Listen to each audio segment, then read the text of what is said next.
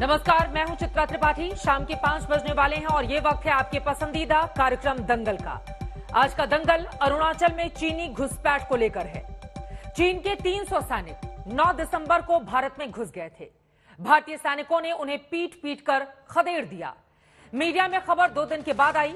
विपक्षी दलों ने शोर मचा दिया।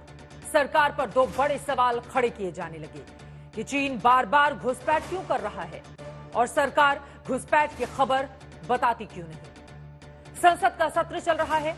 सरकार ने संसद में बयान दिया कि चीनी सैनिक अरुणाचल के तवांग में घुसे थे और उन्हें खदेड़ दिया गया है।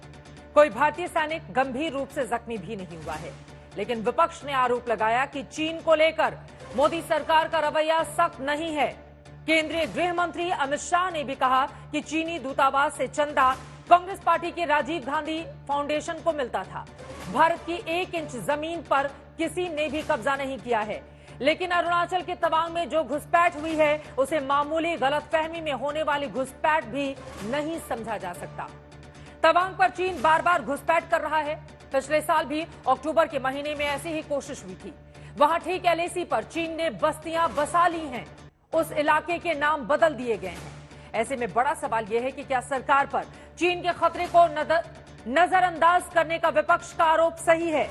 एलएसी पर चीन बार बार स्टेटस क्यों बदलने की कोशिश क्यों कर रहा है। क्या भारत की उभरती ताकत और चीन के अंदरूनी हालात के कारण ऐसी उकसावे वाली घटनाएं हो रही हैं। तमाम ऐसे कई सवाल हैं जिस पर एक्सपर्ट के साथ बड़ी चर्चा हम करने वाले हैं, लेकिन उसके पहले ये रिपोर्ट देखिए। संसद में प्रश्नकाल नहीं हुआ। विपक्ष शोर कर रहा था कि चीन ने अरुणाचल में घुसपैठ क्यों की और सरकार ने 3 दिन बाद क्यों बताया। बाहर सियासत हो रही थी कि चीन के प्रेम में नेहरू ने यूएनएससी की सीट छोड़ दी थी, 1962 में जमीन छोड़ दी और 2005 से 2007 के बीच चीनी चंदे पर राजीव गांधी फाउंडेशन चलता रहा। स्टेटमेंट के बीच में नहीं बोलते। नो, राजीव गांधी फाउंडेशन को 2005-6 और 2006-7 के वित्तीय साल में चीनी दूतावास से 1,35,00,000 रुपए का अनुदान प्राप्त हुआ था। दिसंबर 2022। इस बीच रक्षा मंत्री ने संसद में बताया कि अरुणाचल में 8 दिसंबर की देर रात और 9 दिसंबर के तड़के क्या हुआ था। दिसंबर 2022 को पीएलए ट्रुप्स ने तवांग सेक्टर के यांगसे एरिया में लाइन ऑफ एक्चुअल कंट्रोल पर अतिक्रमण कर स्टेटस को एक तरफा बदलने का प्रयास किया। चाइना के इस प्रयास का हमारी सेना ने दृढ़ता के साथ सामना किया है, अध्यक्ष महोदय, और इस फेस ऑफ में हाथापाई भी हुई है। भारतीय सेना ने बहादुरी से पीएलए को हमारी टेरिटरी में अतिक्रमण करने से रोका और उन्हें उनकी पोस्ट पर वापस जाने के लिए मजबूर कर दिया, अध्यक्ष महोदय। इस झड़प में दोनों ओर के कुछ सैनिकों को चोटें भी आई हैं और मैं इस सदन को अवगत कराना चाहता हूं कि हमारे किसी भी सैनिक की न तो मृत्यु हुई है और न ही कोई गंभीर रूप से घायल हुआ है। हालांकि सूत्रों के हवाले से खुलासा हुआ है कि 8-9 दिसंबर की रात करीब 300 चीनी घुसपैठिए भारतीय सीमा में घुसे थे। सतर्क भारतीय जवानों ने उन्हें रोका, बहस हुई, हाथापाई हुई, चीनी सैनिक पथराव करने लगे। तब तक और भारतीय जवान बुला लिए गए। चीनी घुसपैठियों की पिटाई हुई, वो वापस भागने लगे। 50 भारतीय जवानों ने उन्हें चाइनीज पोस्ट तक दौड़ाया। डर के मारे चीनी सैनिक ने हवाई फायर किया। भारतीय सैनिक चाइनीज पोस्ट पर बने रहे। कुछ घंटे बाद लाउड स्पीकर से अनाउंसमेंट के बाद भारतीय सैनिक वापस लौटे।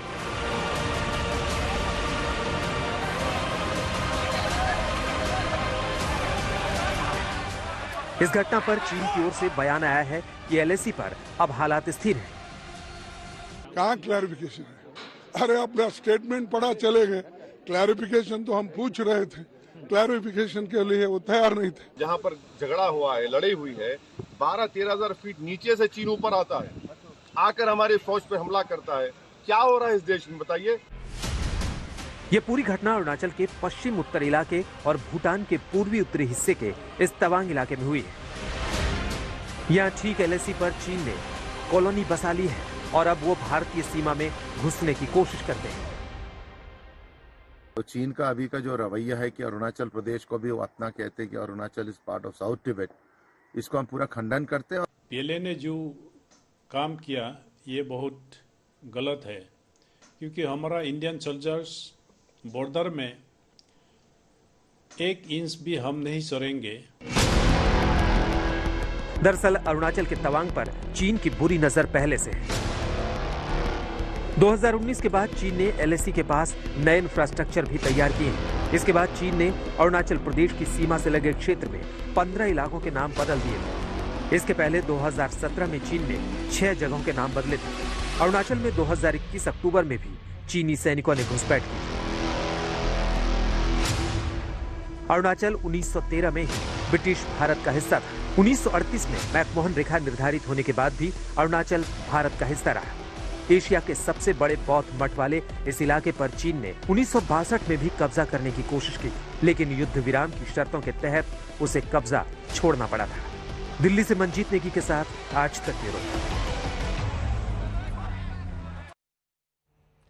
और इस वक्त इसी से जुड़ी हुई एक बड़ी खबर आ रही है, सीधे उसका हम रुख करेंगे। चीनी सेना से झड़प के बाद सरकार के बयान से विपक्ष नाखुश है। सरकार की ओर से आज जो बयान दिया गया है उससे विपक्ष संतुष्ट नहीं। विपक्ष को लामबंद करने के लिए कांग्रेस अध्यक्ष मल्लिकार्जुन खड़गे ने कल सुबह 10 बजे बैठक बुलाई है।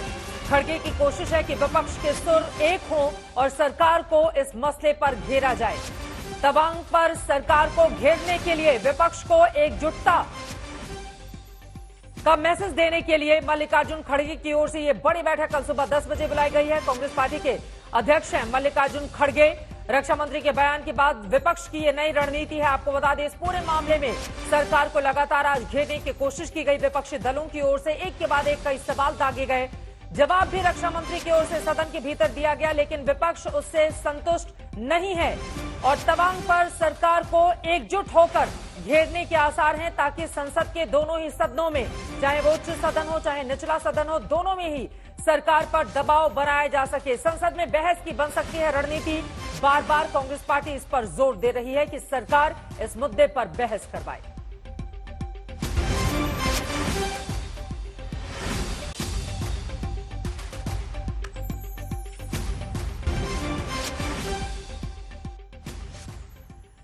और इसी पर चर्चा करने के लिए दंगल में खास मेहमान जुड़ चुके हैं। उनका तारुफ आपसे करवा देती हूं। डॉक्टर संबित पात्रा, राष्ट्रीय प्रवक्ता भारतीय जनता पार्टी के, इस वक्त हमारे साथ जुड़ चुके हैं।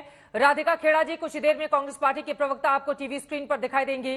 Lieutenant general Shankar Prasad ji, retired former DG infantry Indian army के, हमारे साथ जुड़ चुके हैं। आपको टीवी स्क्रीन पर वो दिखाई दे रहे हैं। अशोक सज्जनहार साहब, फॉर्मर इंडियन डिप्लोमेट, इस वक्त हमारे साथ मौजूद हैं। Major general Sanjay Meston, retired defence expert के तौर पर हमारे साथ मौजूद हैं। और फुनचुक स्टोबर हमारे साथ, फॉर्मर इंडियन एम्बेसडर, भी इस वक्त आपको टीवी स्क्रीन पर दिखाई दे रहे हैं। लेकिन डॉक्टर संबित पात्रा जी, शुरुआत आपसे ही करते हुए, चूंकि झड़प हुई 9 तारीख को, खबर कल बीती शाम आई, इसको लेकर विपक्षी दलों का यह कहना है कि बार बार चीनी सेना घुसपैठ कर रही है और सरकार इस मुद्दे पर खामोश रह जाती है। वो देश से चीन के मसले पर खबरों को छिपाने की कवायद में लगी हुई है। क्या है इस पर जवाब आपका? देखिए चित्रा जी, पहले तो आपके इस शो में जो हमारे आर्म्ड फोर्सेस के वेटरन्स बैठे हुए हैं, मैं उन सबको सलाम करता हूं। और मुझे पूरा विश्वास है कि जब तक हिंदुस्तान की सेना बरकरार है, जब तक जनता का विश्वास सेना के ऊपर है, हिंदुस्तान का बाल भी बांका करने वाला कोई नहीं है। दूसरा विषय मैं कहना चाहता हूं, आपने कहा कि विपक्षी के जो लोग हैं और खास करके कांग्रेस के लोग हैं, उनकी एक बैठक होने वाली है कि किस प्रकार से सरकार को घेरा जाए। मतलब वहां चीन और दोनों की रणनीति एक ही है। चीन चाह रहा है, क्योंकि चीन के अंदर जिस प्रकार की परिस्थिति कोरोना को लेकर है, जिस प्रकार एक इंस्टेबिलिटी चीन में पहली बार देखने को मिल रहा है, तो चीन भी प्रयास कर रहा है किस प्रकार से दूसरे देशों में एक एक्सपेंशनिस्ट एटीट्यूड के साथ उस देश को घेरे, ताकि नजर जो है चीन से भटक करके किसी और जाए। और विपक्षी भी वही कह रहे हैं कि हम तो हिंदुस्तान को घेरेंगे। तो मुझे बड़ा तकलीफ होता है एक हिंदुस्तानी के नाते कि जब आवश्यकता होती है हम एकजुट होकर खड़े हों, जब आवश्यकता होती है हम अपने आर्मी पर संपूर्ण और पूर्ण विश्वास रखें, उस समय हमारे हिंदुस्तान के पार्लियामेंट के अंदर जिस प्रकार का इररेस्पॉन्सिबल बिहेवियर हमारे ऑपोजिशन का रहता है, ये अपने आप में चिंताजनक है। जैसे ही राधिका जी हमारे साथ जुड़ेंगी, नंबर 2 इस सवाल का मैं जवाब ले लूंगी। लेकिन यह खबर इतनी देर से देश के सामने क्यों आई संबित पात्रा जी? अगर देश का हमारा सैनिक जख्मी हो रहा है तो देश को यह जानने का हक है कि क्या चल रहा है तवांग में। ठीक है, ठीक है। देखिए चित्रा जी, आप बताइए, जब पूरा ये विषय होता है, जिस प्रकार से झड़प हुई है, चाइना यहाँ पर एक्सपेंशनिस्ट एटीट्यूड के साथ LAC क्रॉस करने की कोशिश करता है, तो मुख्य वेपन ऑफ जो अटैक होना चाहिए या जो इंडिया का प्राइमरी रेस्पॉन्स होना चाहिए वो क्या होना चाहिए? अपने टेरिटोरियल इंटेग्रिटी को बचाना, अपने आर्मी के साथ खड़े होकर आर्मी किस प्रकार से PLA को निष्क्रिय करे, उनके लोगों को बढ़ने ना दे, किस प्रकार से उन्हें पीछे ढकेले और उनको आगे बढ़ने ना दे, और भारत की सोवेनिटी की रक्षा करना, वो हम कर रहे हैं, वो इंडिया की आर्मी कर रही है। या उस समय वहां पर चैनल्स इत्यादि को लेकर वहां प्रेस कॉन्फ्रेंस करना चाहिए? आप खुद बताइए, पहला प्रेफरेंस क्या होना चाहिए? पहला प्रेफरेंस होना चाहिए देश की संप्रभुता को बचाना, उसके बाद आंकलन करना, क्या हुआ, किस प्रकार से हुआ। उस समय किसी प्रकार का न्यूज लीकेज नहीं होना चाहिए। उस समय बिल्कुल सतर्कता के साथ कहां से दुश्मन आया, किस प्रकार आया, कहां तक गया, फैटेलिटी हुई नहीं हुई, कौन कितना इंजर्ड हुआ, उनके सैनिकों की हालत क्या है, ये सारा विषय एक स्ट्रेटेजिक तरीके से पहले पता लगाना और उसके बाद पार्लियामेंट के पटल पर रखना। पहले आप बताइए, ये सब छोड़ करके, मतलब मल्लिकार्जुन खड़गे कह रहे हैं पहले वहां प्रवक्ता अपना बेंच बिछा करके हेलो मैं अभी प्रेस कॉन्फ्रेंस करने वाला हूं, बहुत बहुत धन्यवाद, ये हो रहा है, पीछे में देखिए किस प्रकार से लड़ाई हो रही है, ये होना चाहिए। ठीक है, ये कोई बिग बॉस का घर नहीं है। ये जो पॉलिटिकल पार्टीज है ना, ये चाहते हैं कि बिग बॉस का शो किया, ये बिग बॉस का शो नहीं है, ये देश के सोवेनिटी, देश के संप्रभुता का विषय है, इसमें मजाक नहीं चलता है। सीरियसनेस, जवाब दीजिए, इसमें गंभीरता बहुत महत्वपूर्ण विषय है। गंभीरता महत्वपूर्ण है। वो कह रहे हैं बिग बॉस का कोई घर नहीं है कि छोटी सी भी बात हो तो उसको तुरंत बाहर लेकर आया जाए। गोपनीयता भी कोई चीज होती है, लेकिन इसको लेकर संसद के भीतर जिस तरह का हंगामा किया गया है।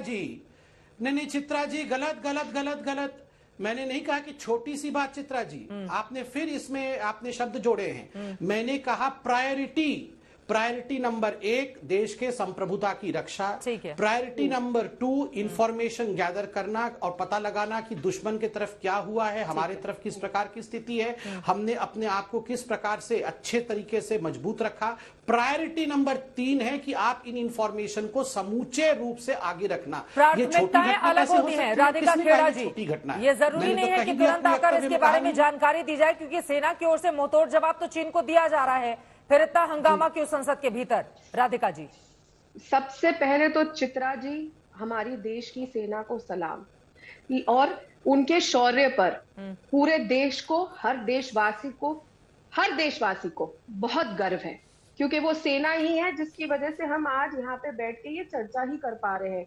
हम एक चैन की नींद सोते हैं, दिन में चैन की सांस लेते हैं। वो सेना है जो हमारी रक्षा कर रही है, और सब कुछ त्याग के।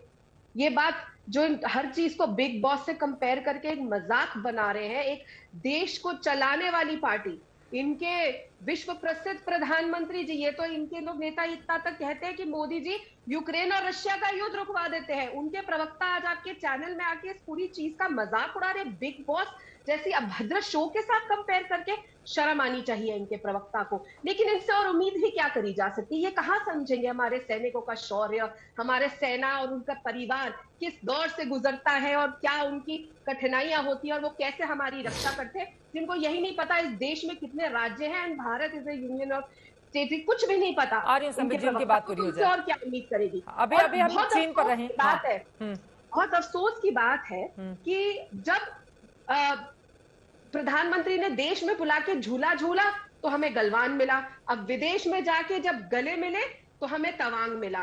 वादा तो लाल आंख दिखाने का था कि लाल कपड़े पहन के भागे भागे जाके चीन के लोगों के साथ हाथ मिला के गले मिल के फोटो रिलीज करा। देखा था वो पूरा, आप लोगों ने भी लाइव दिखाया था किस तरीके से वो जो फोटोग्राफर भी था इनका, मोदी जी का, एंगल ले लेके फोटो खींच रहा था। लाल आंख दिखाने का वादा था कि ये वादा था कि बार बार आके आज ये ऐप बैन हो गया, आज वो ऐप बैन हो गया। क्या ये कूटनीति है? और आपको याद है ना प्रधानमंत्री जी ने क्या कहा था, शायद पात्रा साहब भूल गए, ना कोई हमारी सीमा में आया है, ना कोई कब्जा हुआ है, तो किस बात पे विश्वास करें? ठीक है, क्यों नहीं? और मैं आपका बहुत बहुत शुक्रगुजार करती हूँ चित्रा जी, जो आपने इनसे सवाल पूछा, क्योंकि देश से ये बात छुपाई गई, क्योंकि अधिकतर मीडिया चैनल पूछने ही नहीं दे रहे। कोई सेना के शौर्य पे सवाल नहीं उठा रहा, कोई सेना पे कुछ सवाल नहीं उठा रहा, लेकिन सवाल इस देश की सरकार से पूछे जाएंगे जब आपने बड़े बड़े वादे किए थे 56 इंच के सीने से लाल आंख दिखाने के, आपने तब देश को ये नहीं बताया था कि आप उनको। संबित जी आप जवाब दे दीजिए, उसके बाद मैं अपने बाकी मेहमानों के पास जाऊंगी। संबित जी जल्दी से, वो कह रहे हैं लाल आंख दिखाने की बात थी, तो बार बार चीन की हिमाकत कैसे बढ़ती है कि वो हिंदुस्तान के भीतर हमारी सरहद के अंदर घुसपैठ की कोशिशें करता है? चित्रा जी, बड़े ध्यान से और बड़े ही पेशेंस के साथ मैंने कांग्रेस के प्रवक्ता को सुना। कुछ पेशेंस के साथ मुझे सुन लीजिए। पहले तो मुझे अच्छा लगा कि पहली बार कांग्रेस के प्रवक्ता आज सेना को सलाम भी कर रहे हैं, मगर यही कांग्रेस के प्रवक्ता हैं, यही कांग्रेस पार्टी है। जब गलवान में 20 हमारे जवान शहीद हुए थे तो जो अस्पताल, मेकशिफ्ट अस्पताल उस समय बनाया गया था, उसको इन्होंने नाटक कहा था कि ये सेना के जवान नहीं है, ये फैंसी ड्रेस कंपटीशन करते हुए लोगों को भारतीय जनता पार्टी ने वहां लेटाया है, क्योंकि ये तो हॉस्पिटल ही नहीं है। यही वो कांग्रेस पार्टी है जिनके दिग्गज नेता ने कहा था ये जो सड़क के गुंडे जैसा व्यवहार करने वाला आर्मी के अध्यक्ष है। यही वो कांग्रेस पार्टी है। बिपिन रावत जी के डिमाइस के बाद, अनफॉर्चुनेट एक्सीडेंट के बाद इन्होंने उनका मजाक बनाया था। यही वो कांग्रेस पार्टी है जिसकी अध्यक्षा सोनिया गांधी उस समय अध्यक्षा, और राहुल गांधी किस तरह से जाके शी जिनपिंग के साथ उनके देश में पैक्ट साइन करके, एमओयू साइन करके अपने जमीर को गिरवी रख के आए थे मां बेटे। मैं बिल्कुल आज कह सकता हूं मां बेटे चाइनीज एजेंट हैं, और उसका सबूत दिखाता हूं। क्लोजअप करके कैमरा पर्सन ये दिखाइए। अमित जी ने आज इस विषय में बताया। आप सोचिए जब इंडिया की सेना लड़ रही हो, डोकलाम में स्टैंड ऑफ चल रहा हो, ये चोरी चोरी चुपके चुपके, आप देखिए ये गांधी परिवार केवल एक नहीं, ये राहुल गांधी है, ये वाड्रा जी का बेटा है, ये प्रियंका वाड्रा है, ये रॉबर्ट वाड्रा है, और ये सब चाइनीज डिप्लोमेट्स के साथ उस समय चाइनीज टेंट के नीचे जिस प्रकार हिंदुस्तान को बेचने के लिए पैसे ले रहे थे राहुल गांधी, जिस प्रकार गांधी परिवार ने पैसे, करोड़ों में पैसे लिए हिंदुस्तान की सीक्रेसी को बेचने के लिए, ये मां बेटे आके यहां पर आज हमें सवाल पूछ रहे हैं। और दूसरी विषय में यहां पूछना चाहता हूं, 2008 में जब बीजिंग ओलंपिक्स चल रहा था, क्या कारण था? क्या कारण था? बीजिंग ने, चाइना ने ना तो प्रेसिडेंट को बुलाया, ना प्राइम मिनिस्टर को बुलाया, केवल गांधी परिवार और सोनिया जी को चीफ गेस्ट के रूप में बुलाया। क्या लेन देन है भैया? ठीक है, राधिका जी जल्दी से जवाब देंगे, उसके बाद बाकी मेहमान भी हमारे इंतजार कर रहे हैं। पूरा सुनना, एक सेकंड अब सुन लीजिए जरा, एक सेकंड। ये मैं आपका अकाउंट बुक दिखा रहा हूं, राजीव गांधी फाउंडेशन का अकाउंट बुक दिखा रहा हूं। आप देखिए इसमें partner organisation and donors year 2005-06, यहां आप चाइना देख सकते हैं, China, government of Republic of China. ठीक है, चाइना से पैसा लेने वाले ये माँ बेटे की पार्टी, ये चाइनीज एजेंट्स। राधिका जी जल्दी से इस पर जवाब दे दीजिए। ठीक है, अब हम विस्तार देंगे, अपने बाकी मेहमानों के पास भी जाएंगे। ठीक है, लेकिन उसके पहले एक बड़ी खबर आ रही है, सीधे उसका हम रुख कर लेते हैं। तवांग में पिटने के बाद चीन को अब शांति की याद आ रही है। बॉर्डर के इलाके में शांति बहाली पर काम हो, ये चीन की ओर से प्रतिक्रिया दी गई है। दिन में चीनी विदेश मंत्री ने बयान दिया था, सीमा पर स्थिर हैं हालात, चीनी विदेश मंत्री की ओर से कहा गया था, और अब शांति बहाली की बात कर रही है। भारतीय फौज हमारे सीमा क्षेत्र में घुस आई थी। बयानों में भी दोहरा चरित्र यहां पर चीन का देखने को मिल रहा है, दिन में कुछ अलग और शाम कुछ अलग, लेकिन यकीनन जिस तरह का मुंहतोड़ जवाब भारतीय सेना की ओर से दिया गया है, उसके बाद अब चीन की अकड़ ठिकाने पर आई है और उसका ये कहना है कि शांति बॉर्डर पर बहाल हो। इस खबर पर भी जो चीन की ओर से प्रतिक्रिया आई है, राधिका खेड़ा जी, ये बात तो सच है ना कि मुंहतोड़ जवाब दिया है भारतीय सेना ने, उसके घर में घुसकर उसी के हिसाब से। अब ईंट का जवाब पत्थर से नहीं बल्कि लोहे से दिया गया है, जैसा कि बीजेपी के नेता की ओर से कहा जा रहा है, कई नेताओं की ओर से इस तरह के बयान आए हैं, और जो आरोप संबित पात्रा जी ने भी लगाए हैं उस पर भी आपकी टिप्पणी। चित्रा जी, सेना के शौर्य पे तो कोई सवाल उठा ही नहीं रहा। हम तो कह रहे हैं कि हमारी देश की सेना है। मैंने तो शुरुआत में ही आपको कहा, जिसकी वजह से आप और हम यहाँ पे बैठ कर। संबित जी, आपने जो ये फोटो दिखाई थी, कौन से साल की थी, जरा बताइएगा। आप ही के मुंह से सुनना चाहूंगी, कौन से साल की फोटो दिखाई थी अभी आपने, बताइए संबित जी। देखिए राधिका जी, आप तो बता दीजिए, देखिए क्या आप पहले बताइए, जो माँ बेटे चाइनीज एजेंट है, 2005 से 2005-06 में 1,35,00,000 लेना, ये डोकलाम के स्टैंड ऑफ के समय, जिस समय कांग्रेस पार्टी खुद मना कर रही थी, मगर बाद में खुद कांग्रेस पार्टी ने और सुनिए ध्यान से मैं क्या कह रही हूँ, इस फोटो को एक्सेप्ट किया, और मैं आज हिंदुस्तान में सभी ट्विटर यूजर को कहूंगा कि सभी ट्विटर में और फेसबुक में ये photo Chinese agent Rahul Gandhi का लगाए। मैं कह रहा हूं चाइनीज एजेंट राहुल एक गांधी, एक करके। चाइनीज एजेंट राहुल गांधी इस हैशटैग के साथ ये फोटो सभी लगाए। मैं तो शांति से बैठा था, आपने सवाल जवाब पूछ, मैं जवाब दे रहा हूं आपके प्रश्न का।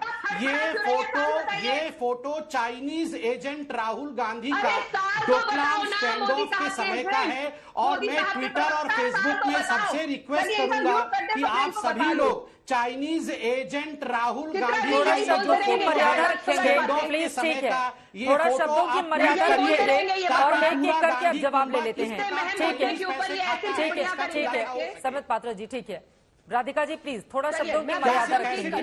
ये मोदी का एजेंट और इस तरह के शब्दों का इस्तेमाल ना ही हो इस प्लेटफॉर्म पर तब ज्यादा अच्छा है। प्लीज थोड़ा शब्दों की मर्यादा रखकर, बहुत गंभीर मुद्दा है चीन का, बहुत गंभीर मुद्दा है। राधिका जी आप जवाब दीजिए जल्दी से, बाकी मेहमानों के पास भी जाना है मुझे। कांग्रेस पार्टी सुनने नहीं वाली कि ये कुछ भी अनशन जवाब बोलेंगे। ठीक है, बोलिए जल्दी से अपनी बात खत्म। आप बता दीजिए कौन से साल की है, बताइए। बिल्कुल मत सुनिए, आदमी के चीन को सड़क का गुंडा कह सकते हैं, वो हम सुन लेंगे। और राहुल गांधी को चाइनीज एजेंट नहीं, दोनों लोगों के लिए मैं बोल रही हूँ, प्लीज दोनों ही लोगों के लिए शब्दों की मर्यादा बनाकर रखें। इतना गंभीर मुद्दा है, वो बीजेपी या कांग्रेस का बॉर्डर नहीं है, वो हिंदुस्तान का बॉर्डर है। और उसको लेकर मुझे लगता है कि जितना गंभीर मुद्दा है उतनी ही गंभीरता आप दोनों से मैं उम्मीद करती हूँ इस डिबेट में। ठीक है राधिका जी, अपनी बात जल्दी से खत्म करें, बाकी मेहमान में इंतजार कर रहे हैं। चाइनीज एनवॉय के साथ अगर डिनर करेंगे तो उस पर सवाल पूछेंगे तो ये बदतमीजी कैसे है? राहुल गांधी भगवान है क्या जो हम तय कर लीजिए चित्रा जी।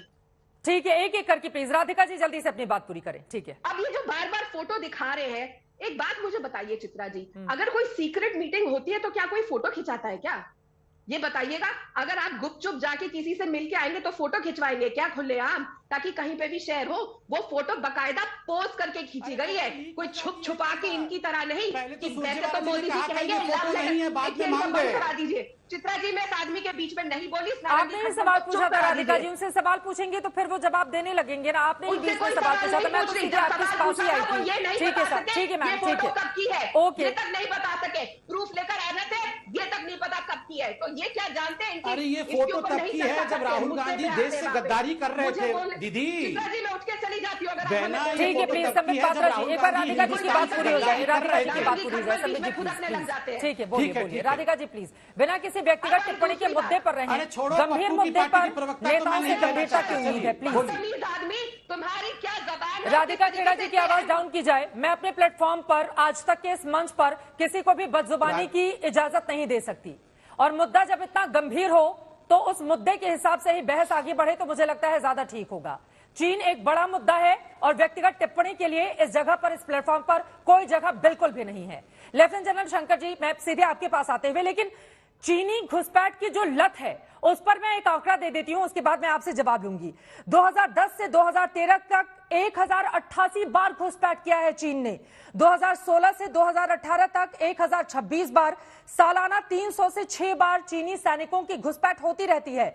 भारत चीन के बीच 3488 किलोमीटर की ये एलएसी है और अस्पष्ट सीमा के बहाने लगातार वो अपनी आंखें तरेने की कोशिश करता है। लेकिन मौजूदा ये जो स्थिति, ये जो 9 तारीख की स्थिति पनपी है, इसको लेकर मुझे लगता है कि आप बेहतर जानकारी देंगे। हिंदुस्तान इस वक्त चीन से जुड़े इस मसले पर कहां पर खड़ा दिखाई दे रहा है?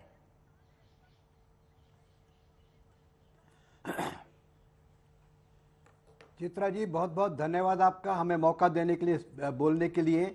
अगर पॉलिटिकल बात खत्म हो गई है तो मैं एक बड़ी गंभीर बात बताना चाहता हूं, जरा 2-4 मिनट दीजिएगा। जी सर। देखिए, चीन के संग हमारे रिलेशन बहुत ही कठिन और गंभीर हैं। It is not a matter of discussion on the TV, it's a very very serious matter. इतने साल हो गए भारत को इंडिपेंडेंट हुए, आज तक हमारा चीन के संग बॉर्डर डिलीनिएट नहीं हो पा रहा है। आपने कुछ अंकड़े बताए कि जब घुसपैठ होती है, मैं तो ये कहूँगा कि 1992-93 की जब मैं सर्विस में था, इस सब्जेक्ट से डील करता था, तब से चाइना उल्लंघन कर रहा है लाइन ऑफ कंट्रोल का, या जिसको आप कहते हैं परसेप्शन लाइंस का। तब से अब तक 10-11 दफ़ा परसेप्शन लाइन बदल चुकी हैं। चाइना कुछ कहता है कि हमारी परसेप्शन लाइन ये है और हम कहते हैं हमारी परसेप्शन लाइन कुछ और है। इस पे समझौता नहीं हो पा रहा है। कितने साल हो गए जब से हम इंडिपेंडेंट हुए। लेकिन बात आज गंभीर और ज़्यादा है। देखिए, चाइना के संग रिलेशन दिन पे दिन बिगड़ते चले जा रहे हैं। 1962 के बाद चाइना ने भारत की तरफ इस तरह से तैयारी की कि भारत एक दिन बहुत कमज़ोर पड़ जाए उसके सामने, और ऐसा होने लगा।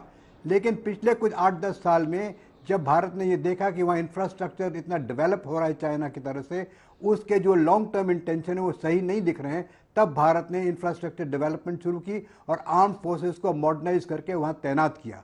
अब इसके दो पहलू हैं, वो बड़े समझ से सुनने वाली बात है। एक तो है ग्राउंड लेवल पे टैक्टिकल, जिसको हम कहेंगे, जो शॉर्ट टर्म इमीडिएट एक्शन होता है। दूसरा होता है लॉन्ग टर्म पर्सपेक्टिव, जिसको स्ट्रेटेजिक निगाह से देखा जाता है एक देश और दूसरे देश की तरफ से। स्ट्रेटेजिक बात मैं बाद में बताऊंगा अगर आप समय देंगे तो, लेकिन टैक्टिकल बात समझ लीजिए पहले। जब भी इस तरह से घुसपैठ होती है तो भारत सेना आज की तारीख में बिल्कुल सक्षम है उसका जवाब देने के लिए। मैं तो ये कहूंगा कि आज की तारीख में ये लड़ाई यूनिट लेवल की और फॉर्मेशन लेवल की है। फॉर्मेशन लेवल में हमें बिल्कुल इसको एक्सेप्ट नहीं करना है, इसका मुंह तोड़ जवाब देना है जो हम देते आए हैं। हमने इसको, आपको देखा कि हमने इनको फिंगर 4 से हटवा के फिंगर 8 तक भेज दिया। आपने ये देखा कि हमने इनको गलवाल में पीट पाट के वापस भिजवा दिया। आपने ये देखा कि ढोकलम में ये आगे नहीं बढ़ पाए। आपने ये देखा कि परसों रात को 9 बजे इनको पीट पाट के वापस कर दिया। तो मेरा मानना यह है कि टैक्टिकल लेवल पे we have to be very aggressive. The armed forces at the unit and the formation level have to be given पूरी छूट कि जो वो टैक्टिकली सही समझे वो करें, उनके वहां हाथ रोक कर न रखा जाए। लेकिन दूसरी बात ज्यादा इंपॉर्टेंट है, चाइना के संग रिलेशन को इंप्रूव करने के लिए हमें बहुत मल्टी डायरेक्शनल अप्रोच लेनी पड़ेगी। चाइना हर किस्म से हमारे अंदर घुस चुका है।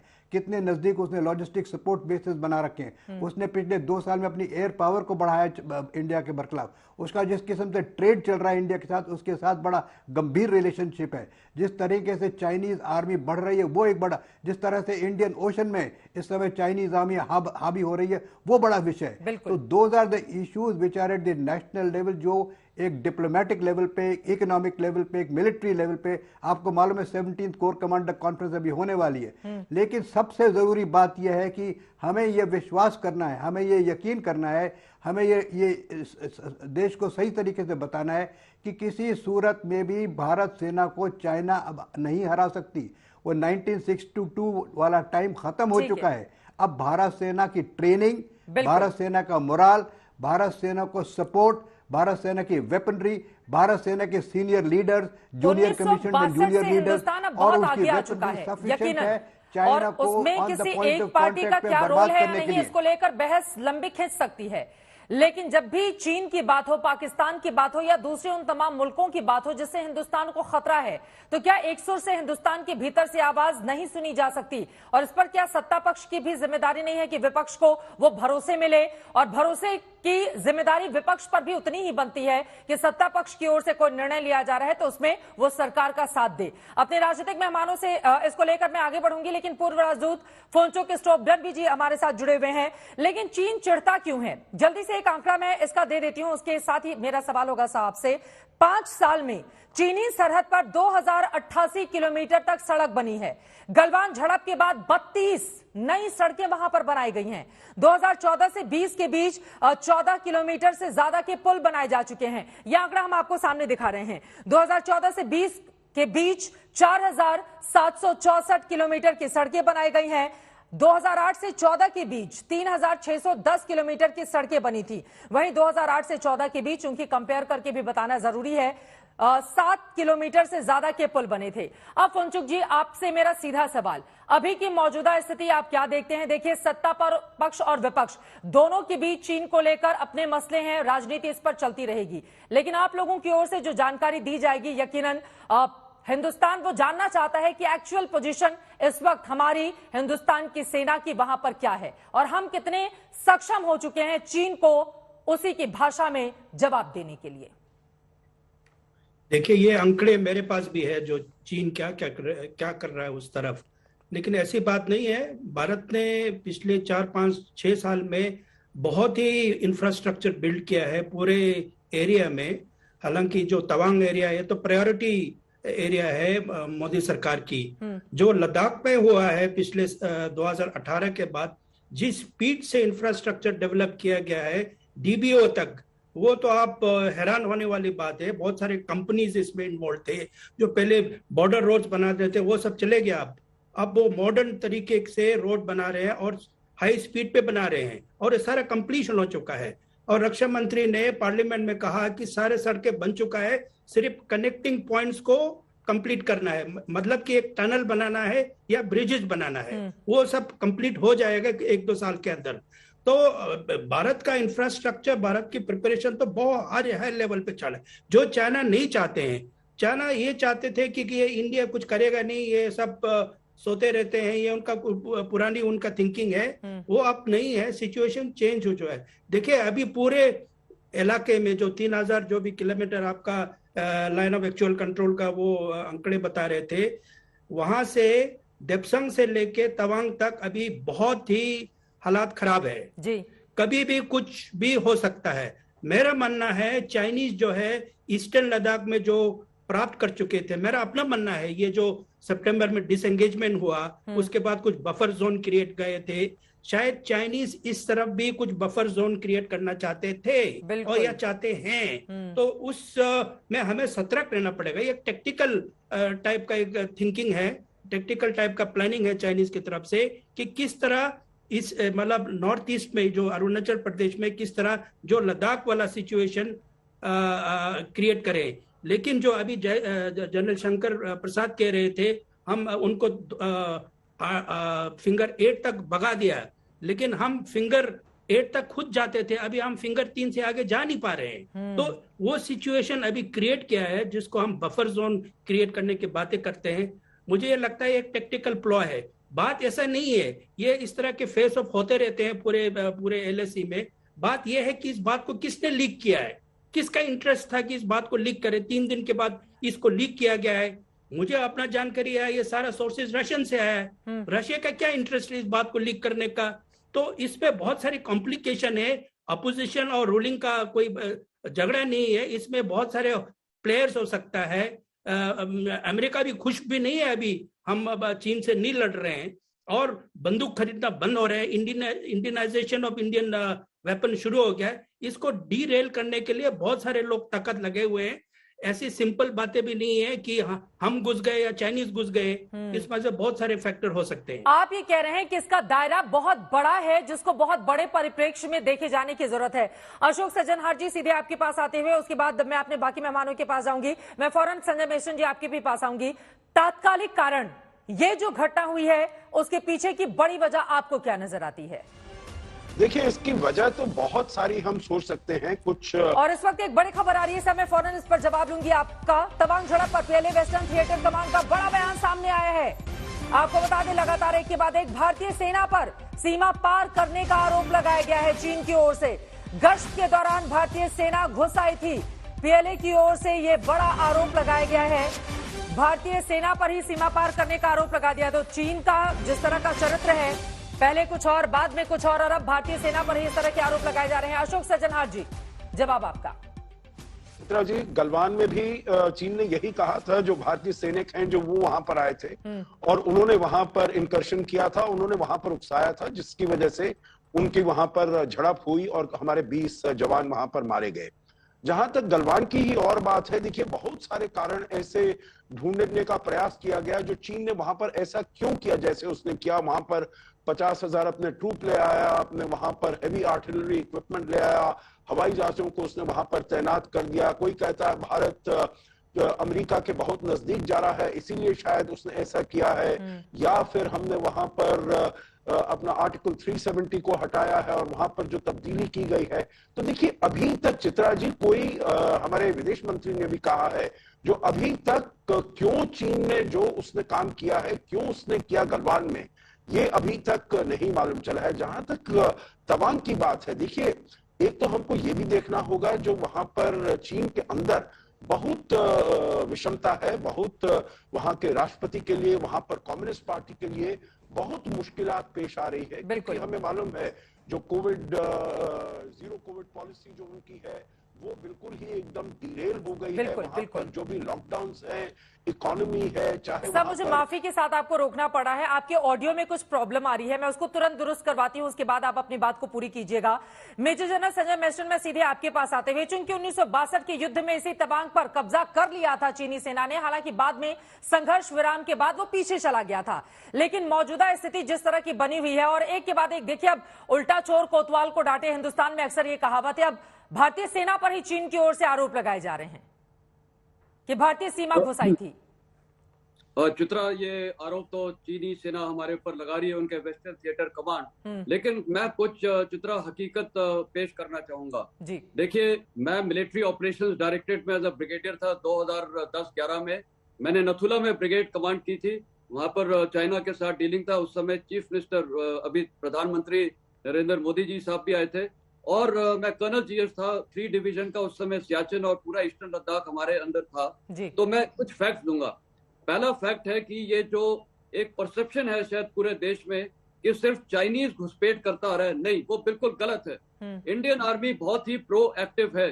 जब मैं कर्नल जीएस 2005 में 3 डिवीजन का था चित्रा, फिंगर 1 से लेकर फिंगर 8 तक जो हमारी परसेप्शन थी क्लेम लाइन की, फिंगर 8 तक हमारे पेट्रोल जाते थे। मैं खुद पेट्रोल की प्लानिंग करवा के और ऑर्डर देता था। 80 to 100 लोग जाते थे और 1 या 2 दिन वहां कैंप करके वापस आते थे। इसी प्रकार चाइनीज भी अपने पेट्रोल लेके आता था, और कभी कभार क्या होता था, जब हमारा पेट्रोल जाता है या उनका पेट्रोल आता है, फेस ऑफ होता है, और ऐसे फेस ऑफ में कभी कभी ऐसे फ्लेयर अप्स होते हैं। तो ये कोई नई बात नहीं है, ये हर सेक्टर में होता आ रहा है। चाहे अरुणाचल प्रदेश हो, वहां पर भी फिश टेल इलाके वगैरह में कई इलाकों में होता आ रहा है। तो आप ये कह रहे हैं कि ऐसा अक्सर वहां पर होता रहता है, तो सरकार के ऊपर ये जो आरोप लग रहे हैं कि उसने समय पर इसकी जानकारी देश को नहीं दी, इसके पीछे क्या विशेष तरह की कोई स्ट्रैटेजी होती है? नहीं, देखिए, दूसरा मैं ये बोलना चाहूंगा। पहली बात, ये जो विपक्ष आरोप लगा रही है, देखिए, ये बॉर्डर डिस्प्यूट्स को रिजॉल्व करना 1981 से बॉर्डर टॉक शुरू हुए थे, और 1988 में राजीव गांधी खुद चाइना गए थे जब ज्वाइंट वर्किंग ग्रुप का एस्टेब्लिशमेंट हुआ था। उसके बाद 93-96 में हुआ था। बिल्कुल ध्यान में रखने वाली बातें ये हैं कि उसके बाद 2005 में, 2012 में, 2013 में कई एग्रीमेंट्स साइन हुए हैं।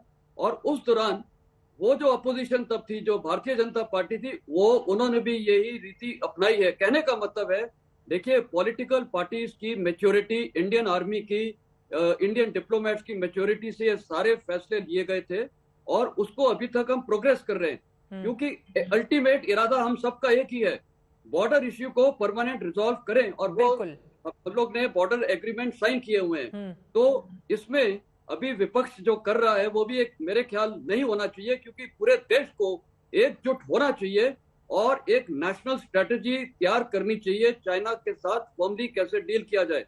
दूसरा, ऑन ग्राउंड इंडियन आर्मी का बहुत फायदा है। हमारे वहां पर बॉर्डर्स पे बिल्कुल लाइन ऑफ एक्चुअल कंट्रोल पे 100% डिफेंसेस हैं, परमानेंट डिफेंसेस, बंकर्स हैं। वो सबसे हमें एडवांटेज है। चाइनीज का जब भी पेट्रोल आता है तो हम जाके तुरंत उसको रोक लेते हैं। चाइनीज की डिप्लॉयमेंट इतनी नहीं है। दूसरा, उनकी ओवरऑल डिप्लॉयमेंट कम है, हमारी फोर्स लेवल बहुत ज्यादा डिप्लॉयड है, और इंफ्रास्ट्रक्चर डेवलपमेंट अब बना ही रहे हैं। तो ये एक फेस्ड प्रोग्राम है जो चलता आ रहा है। तो इसमें क्या है कि इंडियन आर्मी अपना काम ग्राउंड पे करेगी, पॉलिटिकल पार्टी जो भी हो वो अपना सपोर्ट देती है, और इंफ्रास्ट्रक्चर में यस इम्पेटस पिछले 8 साल में ज्यादा मिला है, क्योंकि डेलीगेशन ऑफ पावर बहुत हो गए हैं। जैसे ये बॉर्डर रोड्स के डिसीजन मेकिंग इजी हो गई है। तो ऑब्वियस काम अच्छा हो रहा है और इंफ्रास्ट्रक्चर डेवलपमेंट भी हो रहा है। इस वजह से भी चीन चिढ़ रहा है। और राधिका खेड़ा जी, सीधे आपके पास आते हुए, देखिए, ये बातें संबित पात्रा की नहीं है, ये बातें मेजर जनरल संजय मेस्टन की है। उनका ये कहना है कि चूंकि बॉर्डर एरिया में काम बहुत तेजी से आगे बढ़ रहा है, इस वजह से चीन चिढ़ रहा है कि हिंदुस्तान इतना सक्षम होकर बॉर्डर एरिया में कैसे सड़कें बना सकता है। उनका यह भी कहना है कि विपक्ष का रोल कम से कम इस पूरे मामले में सरकार के साथ होना चाहिए। राधिका जी, देखिए, विपक्ष जो है ना चित्रा जी, जब सरकार कुछ काम करेगी और अपनी लाल आंख का जो वादा किया था, क्या आप मुझे बताइए, जब मोदी जी ने देश से वोट मांगी थी तो उन्होंने क्या कहा था? उन्होंने कहा था कि मैं चीनी लोगों को बुला के उनके साथ झूला झूलूंगा, उसके बाद वो मेरे को गलवान देंगे। क्या उन्होंने ये बताया था कि मैं झुक के उनको लाल कपड़े पहन के सलाम करूंगा लाल आंख दिखाने की जगह? और मैं ये भी जानना चाहती हूँ, ऐसी कौन सी सीक्रेट मीटिंग होती है शाह साहब के सुपुत्र जय शाह जी की, जो इंडिया आज तक पाकिस्तान के साथ मैच खेल रहा है? देश की सिक्योरिटी को लेके इन लोगों ने हर बार मजाक बनाया हुआ है। आज तक पाकिस्तान हमारे कश्मीर में घुस के कश्मीरी पंडितों के साथ क्या कर रहा है वो पूरा देश जान रहा है। क्या कश्मीरी पंडित और उनकी जो दुख है, क्या वो सिर्फ पिक्चरों तक सीमित है? क्या मुझे बताइए ना, क्या मोदी जी ने ये नहीं अभी चीन की बात हो रही है? अभी कहाँ आप लेकर आ रही हैं जय शाह को कश्मीर को? अभी चीन की बात हो रही है। क्यों नहीं लेकर आए? ये पूरी फोटो आपने तब तो सवाल पूछा नहीं था चित्रा जी, जब ये फोटो दिखा दिखा रहे थे। मैं सवाल पूछूंगी तो आप मुझे म्यूट नहीं, कर आप देंगी। सवाल बिल्कुल मुझे मेरी बात बिना टोके करने दीजिए। टॉपिक से हम भटक जाएंगे राधिका खेड़ा जी, मेरा बस आपसे यही निवेदन गाली है। दे रहे थे, हमें चीन का एजेंट कह रहे थे, पूरे गांधी परिवार की फोटो दिखा रहे थे। मैंने तब आप दोनों कुछ ही नहीं लोगों को बोली। टोका था अब मुझे राधिका मेरी खेड़ा बात जी, रखने ठीक दीजिए, है। या आपने फिर म्यूट करना है तो मैं उठ के चली जाती हूँ। बोलिए, चीन बीच में पर, मत चीन पर, टोकिए। ठीक है, बोलिए। निष्पक्ष पत्रकारिता करिए मैम प्लीज, मुझे बोलने दीजिए मेरी बारी में। ये सवाल पूछा जाएगा क्योंकि जब देश के प्रधानमंत्री बनने से पहले मोदी जी ने कहा था कि हम इतने करोड़ लोगों का देश है कि प्रेशर तो हम दुनिया पे बनाएंगे और ये लव लेटर लिखना बंद करिए। तब ये लव लेटर छोड़िए। आज हम फिर भी पाकिस्तान के साथ क्रिकेट खेल रहे हैं। क्यों खेल रहे हैं? क्योंकि जय शाह साहब अब बीसीसीआई के मालिक है, शाह साहब के सुपुत्र मालिक है। किस बेसिस पे वो मालिक है? क्यों आज भी हमारा देश पाकिस्तान के चीन साथ जैसे क्रिकेट खेल मुद्दे रहा है? पर हम यहाँ पर पाकिस्तान हो या डिबेट कर चीन, रहे हैं, दोनों आप पे यहाँ पर सवाल लेकर आ रही पूछे हैं जाएंगे। बीसीसीआई का कौन अध्यक्ष उपाध्यक्ष है। और राधिका क्यों खेड़ा नहीं जी, पूछा एक सेकेंड जाएगा? मैम, बहुत विनम्रता आपने से, पूछा कि क्यों आपको यहाँ ऐसा पे क्यों किसी की लगता फोटो है दिखाई कि जा रही है? कांग्रेस पार्टी और में ये आप सवाल जैसे पूछा नेता जाएगा अगर मुझ चित्रा जैसे जी, पत्रकार जब को 2017 की पत्रकारिता फोटो का दिखाई सर्टिफिकेट जाएगी। देंगे, उसी को निष्पक्षता कही चित्रा जाएगी। जी, देश के लोग सर्टिफिकेट हंसेंगे इस पर। अब मुझ पर इस टॉपिक पर ज्यादा नहीं बोलना है। वक्त इतने की इजाजत देता है समित पात्रा जी, माफी के साथ आपके पास मैं क्लोजिंग कमेंट के लिए नहीं आ पाई, लेकिन कुल मिलाकर चीन पर यकीनन जो स्थिति है वो स्पष्ट होनी चाहिए। सरकार देश को भी भरोसे मिले। हालांकि गृहमंत्री की ओर से भी बयान सामने आ चुका है कि 1 इंच जमीन भी किसी की ओर से भी हथियाया नहीं गया है और सरकार मुंहतोड़ जवाब दे रही है और हमारी भारतीय सेना पूरी ताकत के साथ लड़ रही है। तो वहीं दूसरी तरफ रक्षा मंत्री की ओर से भी बयान सामने आ चुका है। अब आगे इस पूरे मामले में क्या होगा, कल विपक्षी दलों की बैठक होगी, उसके जरिए क्या निकलकर सामने आएगा, इस पर हमारी नजर बनी रहेगी।